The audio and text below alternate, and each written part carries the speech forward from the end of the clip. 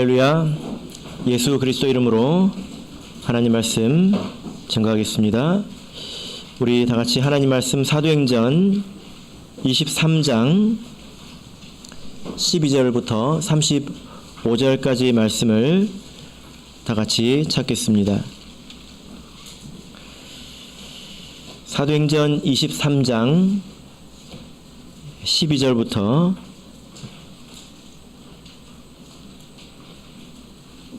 35절까지 말씀 가운데서 우리 먼저 12절부터 16절까지 말씀을 같이 읽도록 하겠습니다. 12절부터 16절까지 우리 같이 읽겠습니다. 시작.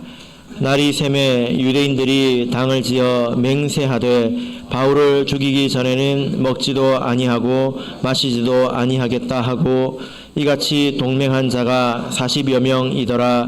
대제사장들과 장로들에게 가서 말하되 우리가 바울을 죽이기 전에는 아무것도 먹지 않기로 굳게 맹세하였으니 이제 너희는 그의 사실을 더 자세히 알아볼 양으로 공회와 함께 천부장에게 청하여 바울을 너희에게로 데리고 내려오게 하라.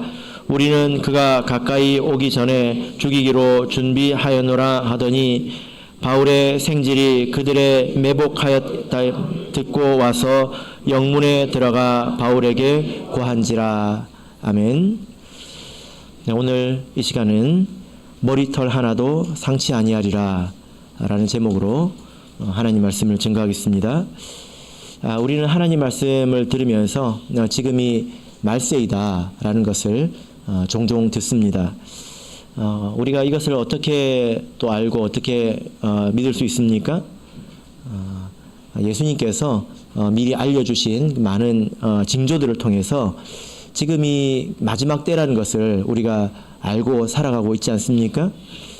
그런데 또 알아야 될 것이 있는데요. 우리가 지금이 말세이다, 마지막 때이다 이것만 아는 것으로는 좀 부족하지요. 무엇을 알아야 될까요? 이 말세에 우리가 무엇을 해야 하는가, 이것도 우리가 알아야 합니다. 보통 이제 말세라고 하면 사람들이 재앙을 떠올리고 그리고 막연하게 두려워하는 것을 우리가 보지요. 전쟁이 나면 어떠나, 그리고 일본 이 방사능 오염 때문에 먹을 것이 줄어들면 어쩌나 이렇게 염려를 많이 사람들이 하지 않습니까? 그러니까 이런 것들은 잘 알지 못하는 세상 사람들이 하는 거죠. 이런 일들이 어떤 일들인지 또 그 세상 속에서 우리가 무엇을 해야 되는지 잘 알지 못하는 세상 사람들이 그러는 것이지 하나님의 백성은 그렇게 하는 것이 아니지요. 우리는 하나님의 말씀을 통해서 어떤 일들이 일어날지 그리고 그 가운데서 우리가 무엇을 해야 될지 우리는 다 알고 살아갈 수가 있습니다. 우리가 어떻게 이것들을 알 수 있을까요? 무엇을 통해서 알 수 있을까요? 네, 당연히 성경 말씀을 통해서 알 수 있죠. 우리가 복음서를 보면 예수님께서 직접 해주신 그 말씀들이 있습니다. 말세의 징조의 말씀이 있죠. 그것을 보면 우리가 알 수 있습니다. 그리고 또 한 가지 알 수 있는 것은 이런 그 관념을 가지고 생각을 해보는 건데요. 우리 교회는 예수님의 몸이지 않습니까? 그래서 예수님께서 가신 길을 교회도 걷게 되어 있다는 것입니다.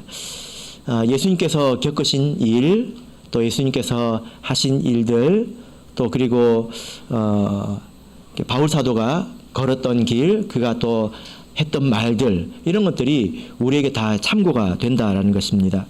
특히 바울 사도가 사도행전에서 겪었던 일은 그 개인의 어떤 일이 아니라 말세의 교회가 겪을 일들을 일부 이제 보여주는 그런 면이 있다는 것입니다. 그래서 우리가 이렇게 비교를 해볼 수가 있는데요. 이 세 가지를 비교해 볼 수 있습니다.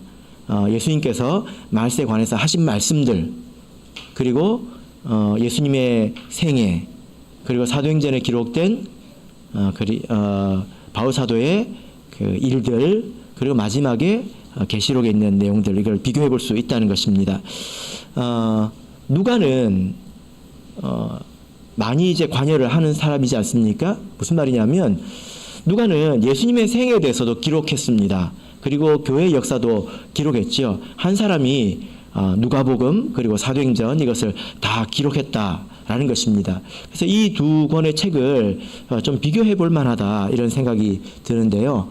자, 우리 누가복음 21장을 보겠습니다. 누가복음 21장입니다. 누가복음 21장 7절 우리 같이 보겠습니다.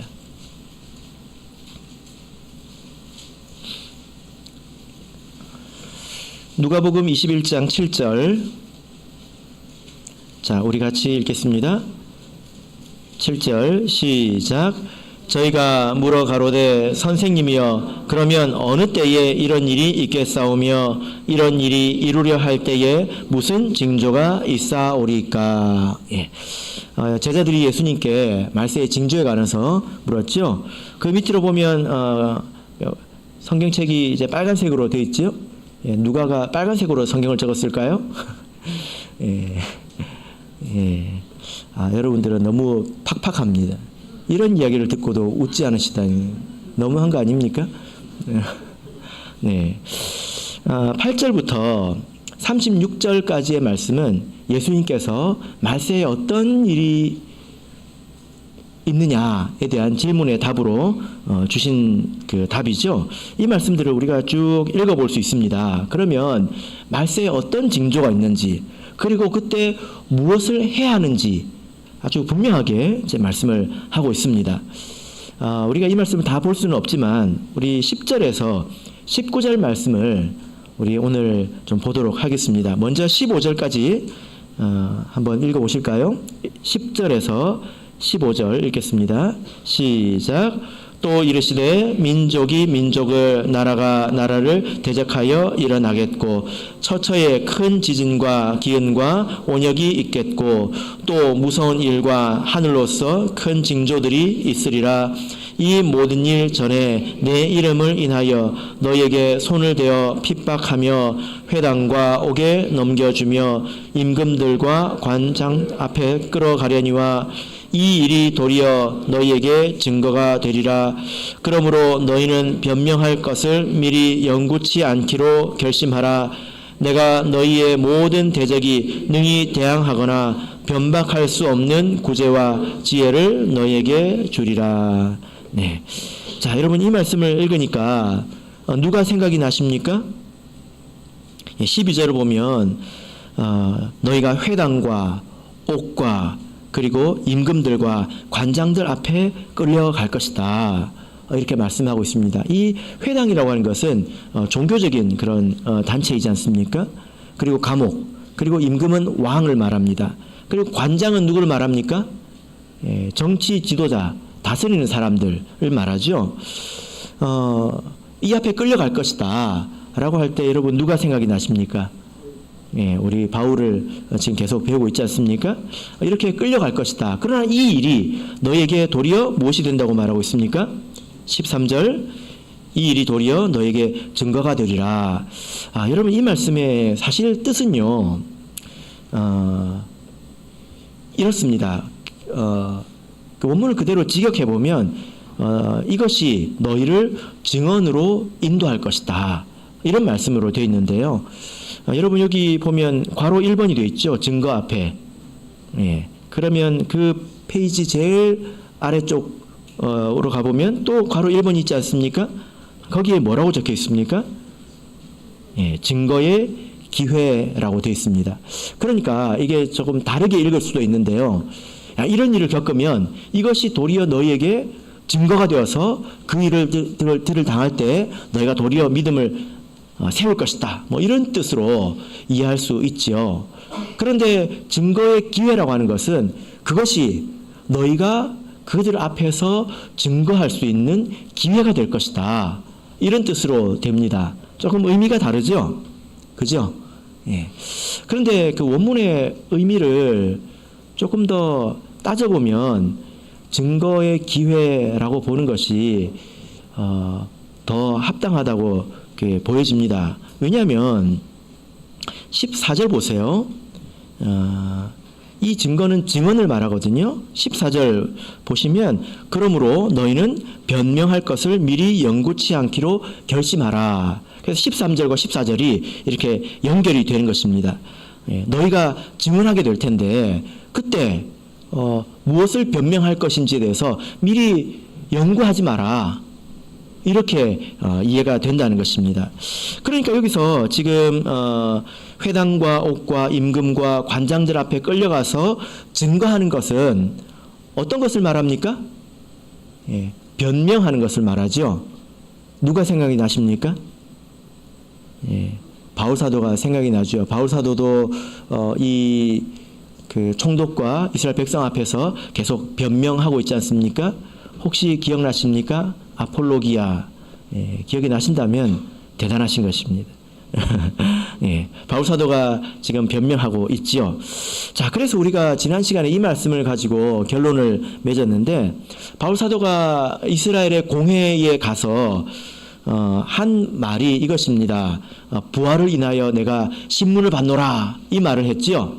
부활을 인하여 내가 신문을 받노라. 이 말 때문에 바리새인과 서기관이 서로 분열했습니다. 이 말로 인해서 무엇이 드러났습니까? 바리새인과 서기관이 아니라 사두개인 사이에, 그죠? 사이에 심각한 불일치가 있다. 이것을 우리가 알게 되었습니다. 그러니까 그 사람들은 심판할 자격이 없는 사람들이고 어떻게 그렇게 한 마음으로 뭘 하려고 하는지 사실 이해할 수가 없는 이제 그런 상황이지요. 바울사도가 이렇게 말한 것은 이간질한 것이 아니라 성령께서 바울에게 지혜를 주신 것입니다. 그래서 우리가 15절에서 보는 바와 같이 모든 대적이 능히 대항하거나 변박할 수 없는 구제, 말의 재주를 말합니다. 그리고 지혜를 너에게 주겠다, 이렇게 말씀을 하고 있습니다. 이 말로 인해서 바울사도가 정죄당하지 않고 죽지 않았지요. 그죠? 자, 16절에서 19절을 그러면 이제 이어서 읽어보도록 하겠습니다. 16절에서 19절 시작.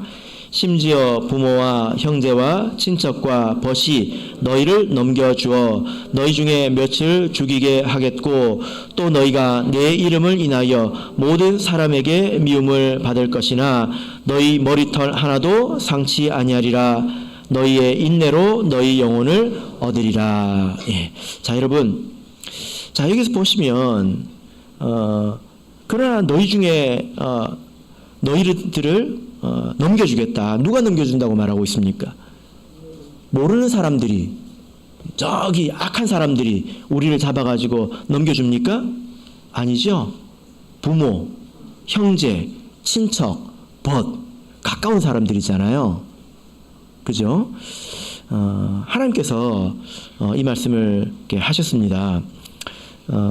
너희 중에 몇을 죽이게 하겠다. 몇이 비록 죽지만, 몇이 죽임을 당하겠지만 그러나 하나님께서 철저하게 지켜주신다라는 내용이 바로 이 말씀의 내용입니다. 그래서 18절을 보시면 너희 머리털 하나도 상치 아니하리라, 이렇게 말씀을 하고 있죠. 여러분, 우리가 이 말씀을 읽을 때 우리는 계속 이제 바울을 연상하게 됩니다. 그죠? 바울을 생각하게 되죠. 바울을 죽이려고 넘겨준 자들이 누구입니까? 자기 백성들이고 자기 형제들이지 않습니까? 그죠? 그러면 너희 머리털 하나도 상치 아니하리라, 이 말씀이 바울의 삶에서도 이루어졌을까요? 이 말씀도 바울의 인생에 이루어졌을까요? 네, 그렇겠죠. 그 내용이 바로 오늘 읽으신 사도행전 23장의 내용입니다. 너희 머리털 하나도 상치 아니하리라. 자, 우리 사도행전으로 가서 보겠습니다. 사도행전 23장 12절에서 14절. 네, 우리가 처음에 읽었죠. 자, 14절만 우리 같이 읽어보겠습니다. 14절 읽겠습니다. 시작. 대제사장들과 장로들에게 가서 말하되 우리가 바울을 죽이기 전에는 아무것도 먹지 않기로 굳게 맹세하였으니. 이 일이 바울뿐만이 아니라 말세의 교회도 당할 일이기 때문에 우리가 관심을 가지고 봐야 되는 것이죠. 유대인들이 지금 바울 사도를 죽이려고 하고 있습니다. 원래는 어떻게 죽이려고 했습니까? 재판을 통해서 합법적인 방식으로 바울 사도를 이렇게 죽이려고 했습니다. 그런데 이 일이 천부장에 의해서 막혔잖아요. 이렇게 합법적인, 그러나 사실은 불법이지만 그 방법이 막히고 나서 이 유대인들은 어떻게 죽이려고 합니까? 이제는 완전히 불법적인 암살이라는 방법으로 바울 사도를 죽이려고 하고 있습니다. 그러니까 아주 집요하게 바울 사도를 죽이려고 지금 하고 있는 거죠.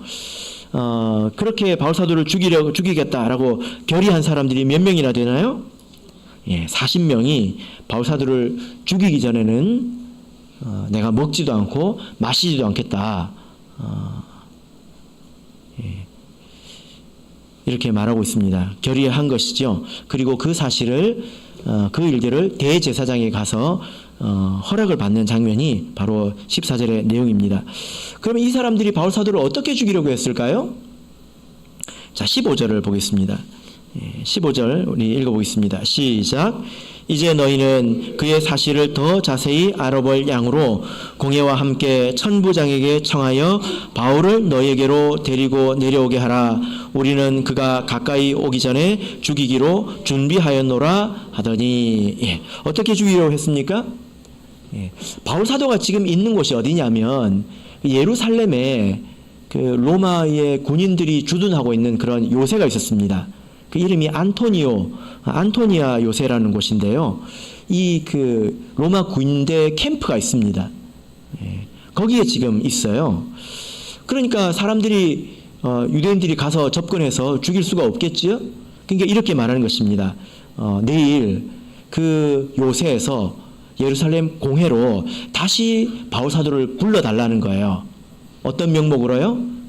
바울 사도를 다시 내일 신문하겠다라는 명목으로 천부장에 요청을 하면 이제 천부장이 수락을 하겠죠. 다시 신문을 해보겠다고 하니까 어제는 난장판으로 끝나지 않았습니까? 그러면 이제 그렇게 오는 그 길에 이제 좁은 골목길 같은 곳에 숨어 있다가 그때 바울 사도를 죽이겠다는 것입니다. 이 40명은 자기들의 죽음을 각오하고 이렇게 이야기하는 거예요. 누가 데리고 옵니까? 로마 군인들이 데리고 오잖아요. 바울 사도를 로마 군인들을 죽이고 바울 사도를 죽인다 하더라도 자기들도 죽게 되거든요. 이 사람들은 아주 결연하게 바울 사도를 죽이겠다고 지금 생각하고 있는 것입니다. 아주 철저하게 이렇게 계획을 짜고 있는 거죠. 일반적으로라면 천부장이 이런 요청을 거절할 이유가 없습니다. 그죠? 신문을 하겠다는데 무슨 이유로 거절을 하겠습니까? 그러면 바울 사도는 이제 죽게 되는 것이지요. 그들이 이렇게 아주 치밀하게 계획을 세워서 바울 사도를 죽이려고 했습니다. 그러나 하나님께서 머리털 하나도 상치 아니하리라, 이 말씀을 신실하게 또 지키고 계십니다. 자, 우리 이사야서 54장을 보겠습니다. 이 말씀도 이때 성취가 되었다고 볼 수가 있는데요. 이사야서 54장 17절을 보겠습니다.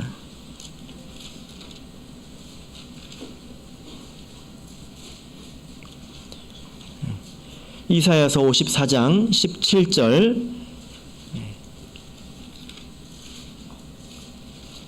자, 우리 같이 읽겠습니다.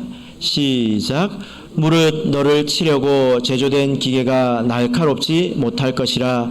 무릇 일어나 너를 대적하여 송사하는 혀는 내게 정죄를 당하리니 이는 여호와의 종들의 기업이요 이는 그들이 내게서 얻은 의니라. 여호와의 말이니라.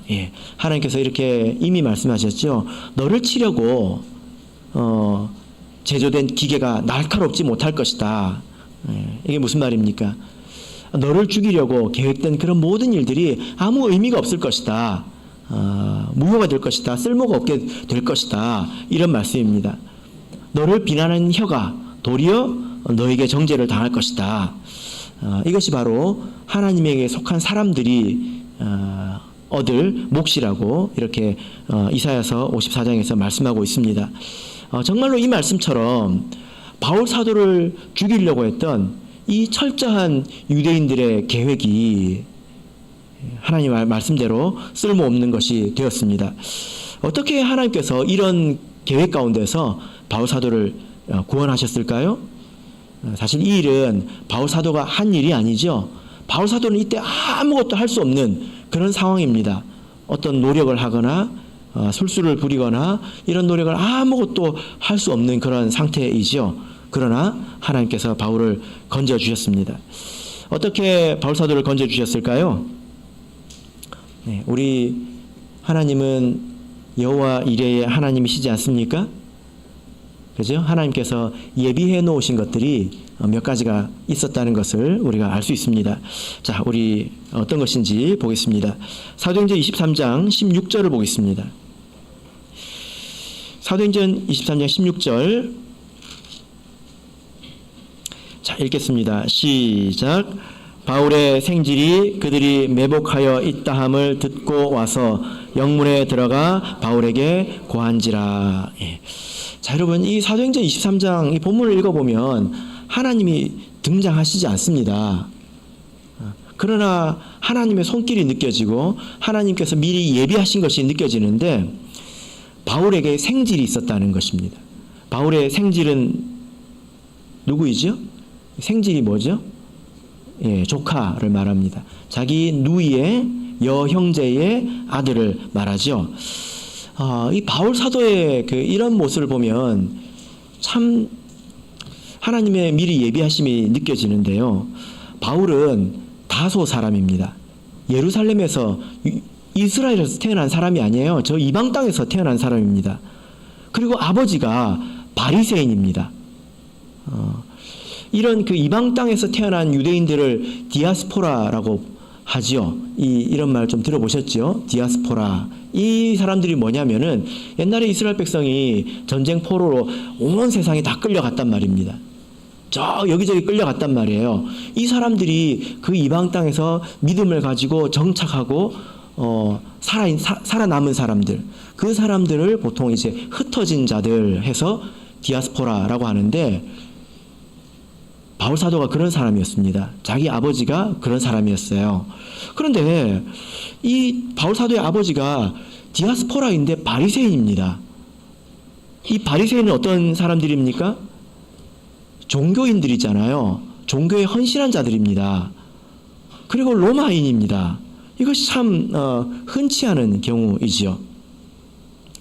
이방 땅에 살면서 이 종교에 헌신하는 것이 흔하지 않은 일입니다. 그리고 이 바울 사도의 아버지가 얼마나 신앙에 대해서 열심히 있었는지 아들을 어디로 유학을 보냈습니까? 예, 예루살렘으로 유학을 보냈죠. 그죠? 예, 그래서 아들도 바리새인으로 만들어버렸어요. 종교인으로 만들어버렸어요. 그리고 딸도 어디로 시집 보냈습니까? 예, 다소에서 예루살렘으로 시집을 보냈습니다. 그러니까 이런 모습을 보자면 바울 사도의 아버지도 상당히 철저하고 엄격한 사람이지 않았을까. 이 바울 사도도 일면 아버지를 좀 닮은 것 아닌가 이런 생각을 좀 해보게 되는데요. 그래서 이 예루살렘에 바울 사도의 누이가 살고 있었다는 것입니다. 그리고 그 아들도 아마도 이제 바리새인이었겠죠.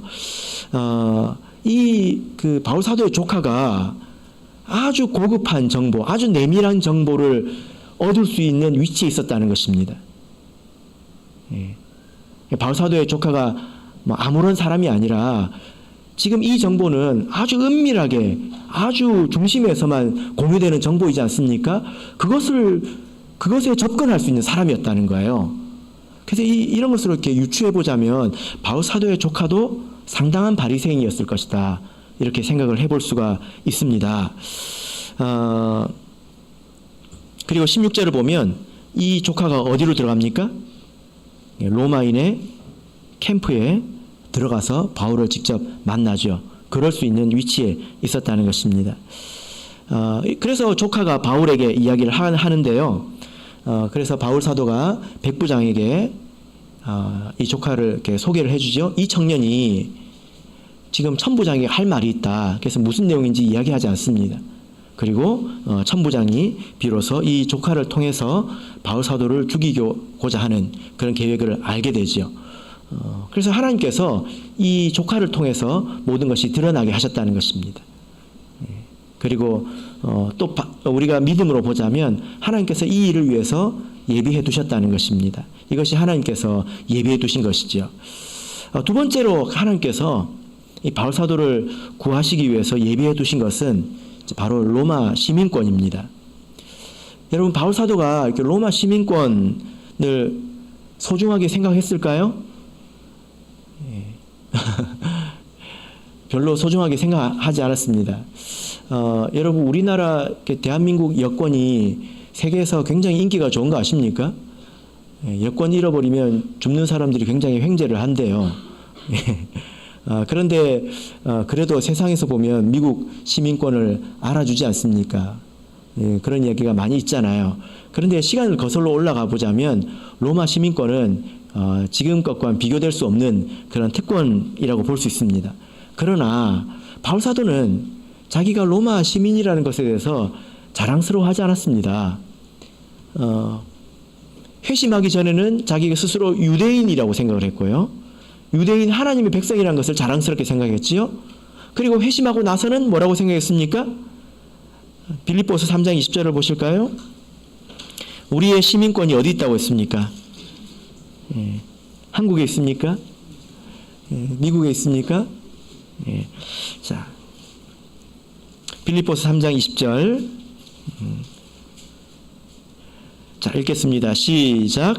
오직 우리의 시민권은 하늘에 있는지라 거기로서 구원하는 자 곧 주 예수 그리스도를 기다리노니. 우리의 시민권은 어디 있다고요? 하늘에 있다. 그러니까 바울 사도에게 있어서 이 로마 시민권은 어디 쓸데가 없는 거였다는 것입니다. 그런데 정말로 쓸데 없었던 것이 아니라 바로 이때에 아주 요긴하게 쓰이게 됩니다. 천부장이 이 모든 일들을 듣고 예루살렘에서는 이 사람에 관한 문제를 해결할 수 없다라고 판단을 했습니다. 그리고 그를 가이사랴에 있는 로마 총독에게로 보내기로 결심을 하죠. 그래서 이 천부장이 바울 사도를 이렇게 총독에게로 보내는 이 노력들을 보면 대단합니다. 굉장합니다. 그 부분을 한번 보실까요? 자, 23절을 보겠습니다. 23절. 자, 읽겠습니다. 시작. 이에 23절 시작. 백부장 둘을 불러 이르되 밤 제3시에 가이사랴까지 갈 보병 200명과 마병 70명과 창군 200명을 준비하라 하고. 지금 이 천부장이 무엇을 접했습니까? 40명의 자객이 준비가 되었다.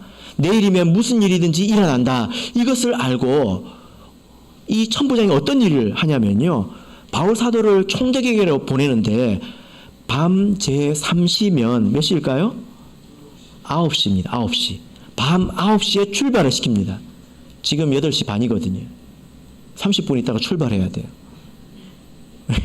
가이사랴까지 수십 킬로미터 떨어진 곳까지 가야 합니다. 근데 이 바울 사도 한 사람을 지키기 위해서 몇 사람을 대동을 합니까?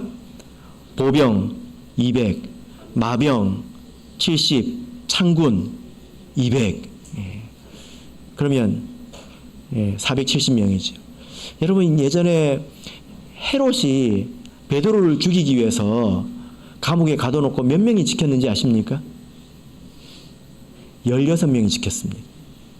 4명씩 4대로 16명이 지켰습니다. 근데 지금 여기서 몇 명이 지키고 있습니까?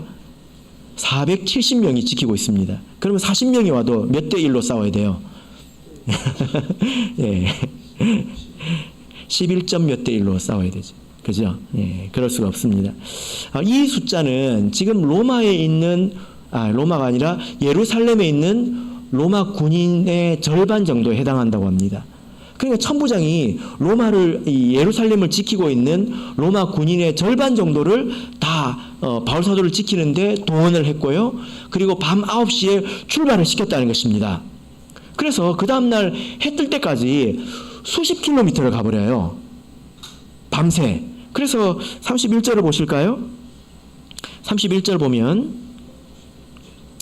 보병이 명을 받은 대로 밤에 바울을 데리고 안디바드리에 이르러. 예. 이튿날 이렇게 나오지 않습니까? 그래서 밤새 출발을 해가지고 안디바드리라고 하는 곳에 갔는데 이곳이 수십 킬로미터 떨어진 곳입니다. 옛날은 빨라봐야 말을 타고 가는 거지 않습니까? 그죠? 그래서 이 유대인들이 이제 허를 찔린 것입니다. 바울 사도를 죽이려고 해도 도저히 죽일 수 없는 그런 상황이 된 것이죠. 여러분, 천부장이 이렇게 철저하게 바울 사도를 지키려고 했습니다. 왜 지키려고 했을까요? 바울 사도를 왜 이렇게 지키려고 했을까요? 사도라서. 예수님의 사도라서 그렇죠? 아니죠. 뭐 때문입니까? 로마 시민이라서 그렇습니다. 로마 시민이라서.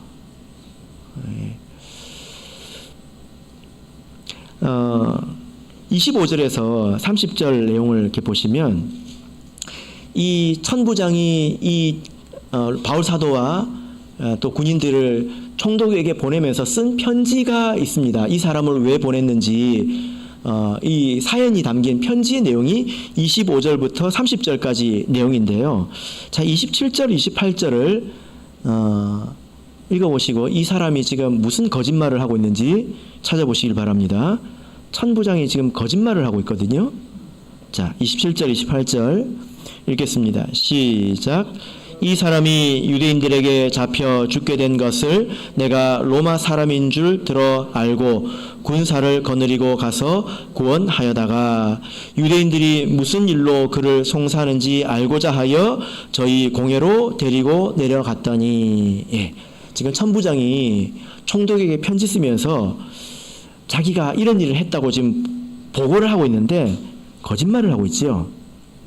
원래 이 천부장은 바울 사도가 로마인인 줄 몰랐습니다. 그래서 때려서 고문을 해가지고 자백을 받으려고 했잖아요. 그런데 여기서 뭐라고 말하고 있습니까? 자기가 로마 시민이 억울한 일을 당하고 있다고 생각해가지고 자기가 급하게 구출을 해가지고 이런 위험이 있어서 급하게 지금 보낸다 이렇게 말하고 있잖아요. 지금 자기를 되게 뭐라고 하죠? 보호하고 있습니다. 자기를 칭찬하고 있어요. 내가 이런 훌륭한 일을 했습니다. 그 일이 무엇입니까? 로마인을 지켰다는 것입니다. 로마 사람을 지켰다는 거예요. 그래서 바울 사도가 일평생 살아오면서 로마 시민 덕을 별로 본 일이 없는데 이 때문에 이번에 생명을 구하게 됐습니다. 이것은 하나님께서 미리 그를 예비해 두신 것이지요. 그래서 하나님께서 이 사람이 걸어야 될 것을 미리 아시고 어느 곳에서 언제 어디서 태어날 것까지 미리 다 예비를 해 두셨다는 것입니다. 세 번째로 하나님께서 그를 위해서 예비해 두신 것이 있는데 그것은 그가 다소 출신이라는 것입니다. 자, 33절, 34절 읽겠습니다. 34절, 35절 읽겠습니다.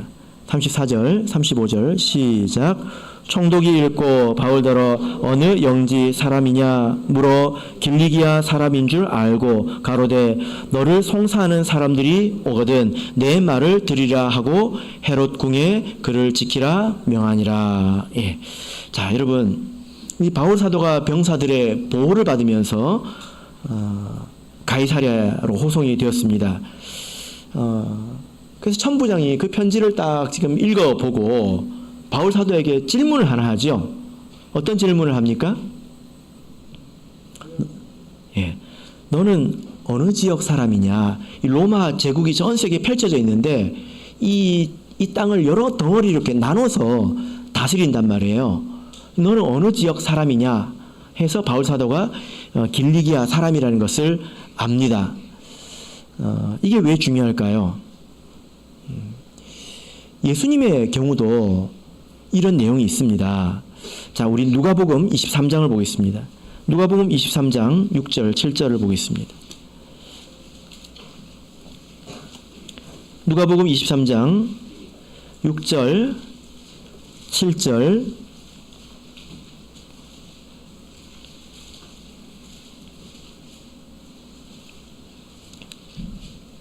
누가복음 23장 6절, 7절 읽겠습니다.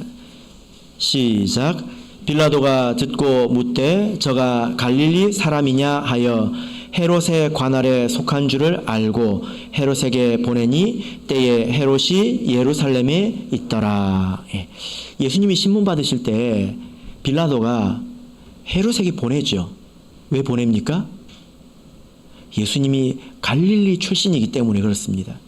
그래서 그 출신지 관할 책임자에게 가서 신문을 받아야 되기 때문에 헤롯에게로 보낸 것입니다. 그런데 바울은 어디 출신이죠? 길리기아 다소입니다. 여러분 참 공교롭게도 우리 신앙적으로는 어울리지 않은 말이죠. 공교롭게도 길리기아를 다스리는 사람이 바로 이 사람이에요. 벨릭스입니다. 그래서 벨릭스가 이 사람이 내 관할 지역 담당이구나 해서 다른 데로 보내버리지 않습니다. 골치 아픈 사람들이 자기 밑으로 오면 골치 아프잖아요. 그죠? 그래서 밀어버리기가 십상입니다. 네 관할 지역에 가서 심판을 받아라. 당연히 그래야 되겠죠. 근데 바울 사도가 이 사람의 소관이었습니다.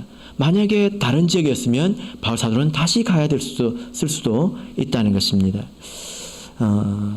여러분 몇 가지 말씀을 드렸습니다. 무엇이 있습니까? 첫 번째가 뭐라고 했죠? 그의 조카가 있었고요. 두 번째는 그가 로마 시민이라는 것이었고, 세 번째는 그가 다소 사람이었다는 것입니다. 사실 이런 일들은 바울 사도가 준비할 수 없는 일이지 않습니까? 그죠? 그러나 그것으로 바울 사도가 구원을 얻게 되었다라는 거지요. 예수님께서 말씀하신 것처럼 너희 머리털 하나도 상치 아니하리라. 하나님께서 예비한 것으로 이 말씀대로 되었습니다. 여러분 이 약속은 주 안에 있는 자들에게 주신 것이죠. 그죠? 물론 우리가 믿기로는 하나님께서는 이 돌들로도 아브라함의 자녀를 삼으실 수 있고 무엇으로도 혹은 아무 것이 없이도 일을 하실 수 있는 분이지만, 이런 내용을 읽어보면 하나님께서 이 일들을 미리 아시고 수십 년 전부터, 바울이 태어나기 전부터, 그 아버지 때부터 차근차근 예비해 오신 그 하나님의 모습을 우리가 느낄 수 있지 않습니까? 하나님은 우리 백성을 이렇게 지키시는 분이시다라는 것입니다.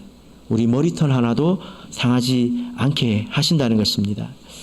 여러분 우리가 이 세상을 살다 보면 마음을 흔들고 또 요동하게 하는 많은 일들이 있지 않습니까?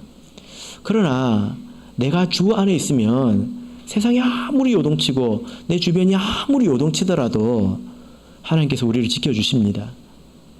우리가 거기서 마음의 평안을 얻는 거지요. 내가 힘을 갖는 것으로 마음의 평안을 얻는 것이 아닙니다. 예수님께서 너희 머리털 하나도 상치 아니하리라 하셔놓고 하신 말씀이 있는데요. 우리가 아까 읽었는데 기억하시겠습니까? 뭐라고 말씀하셨을까요?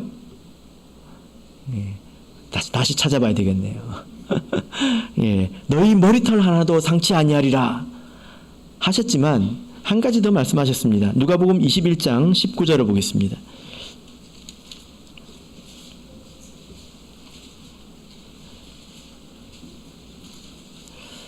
누가복음 21장 19절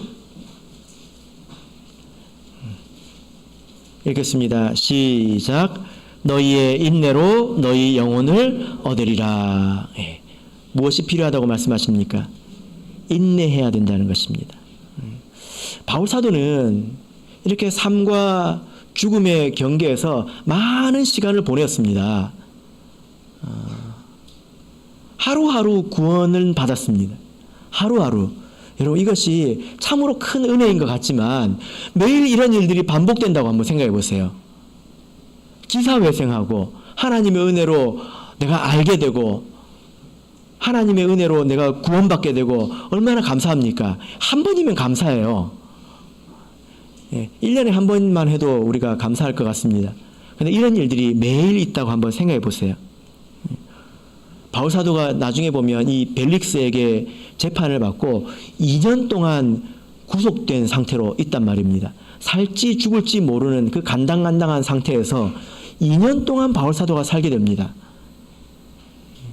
하나님께서 건져주시지만 그러나 긴 병에 장사 없다 하지 않습니까? 그런 일들이 계속되기 때문에 우리에게 인내가 필요하다 이렇게 말씀하고 있습니다.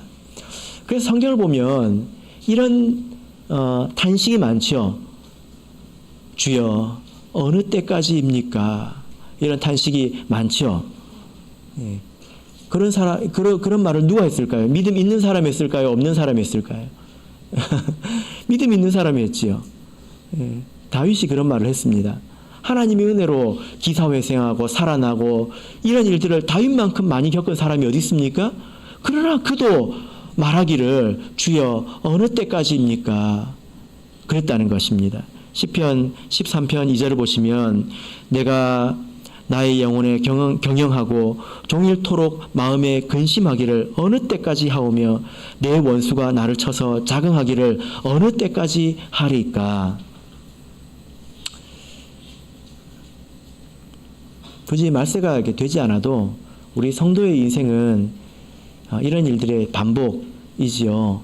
우리가 하나님의 은혜로 구원받고 어떤 악한 일에서 건짐받고 평탄하게 계속 살아가면 좋을 것 같지만 또 그런 일이 또 있지 않습니까? 그죠? 그래서 우리에게 인내가 필요하다라는 것입니다. 말씀의 결론 맺겠습니다. 여러분, 예수님께서 하신 말씀이 다윗의 삶에서 어떻게 성취가 되셨는지 보셨습니까? 유대인들이 결의를 해도 하나님께서 그를 건져내셨습니다.